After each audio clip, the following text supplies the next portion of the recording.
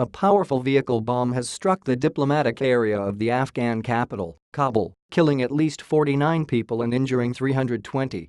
The blast struck close to the German embassy in Zandbach Square, with civilians said to be the main casualties. The wounded staggered from the site of a blast so strong it blew out windows and doors hundreds of meters away. No group has yet said it carried out the bombing, but the Taliban and IS have both been behind recent attacks. The bomb went off at about 8:25 local time, 3:55 GMT, during the rush hour in the Afghan capital. Makeshift ambulances carried wounded away from the scene as frantic relatives gathered at the cordoned-off perimeter of the blast site. Images show dozens of blackened and burned-out cars. Basir Mujahid, a spokesman for Kabul police, told Reuters news agency the explosion had taken place close to the German embassy, but added it was "hard to say what the exact target is." There are many other key buildings in the area, including the presidential palace and a number of embassies, including the British. Some reports say the bomb was in a lorry or water tanker. Questions will surely be asked about how an attack could target such a heavily fortified area. The zone is considered the safest in the capital, with 3 meters (10 feet) high blast walls.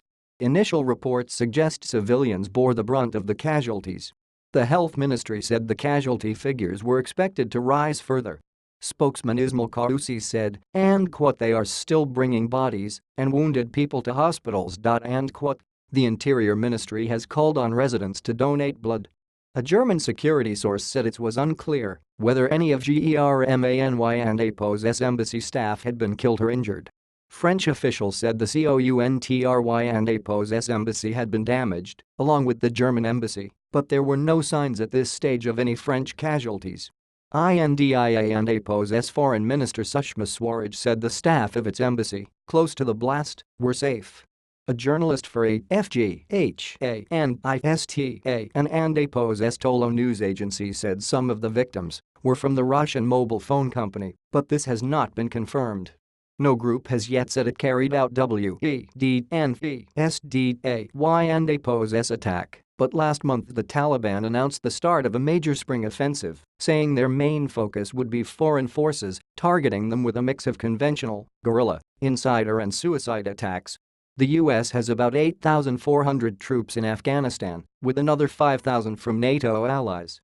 A recent Taliban attack on an Afghan army training compound in the northern city of Mazar-e-Sharif killed at least 135 soldiers and led to the resignation of the defense minister and army chief of staff. The so-called Islamic State in Afghanistan has also been active, saying it was behind a suicide bomb attack this month on a NATO convoy that was passing the US embassy in Kabul. At least 8 civilians were killed. Are you in Kabul? What are conditions like at the moment? Email haversay@bbc.co.uk with your stories.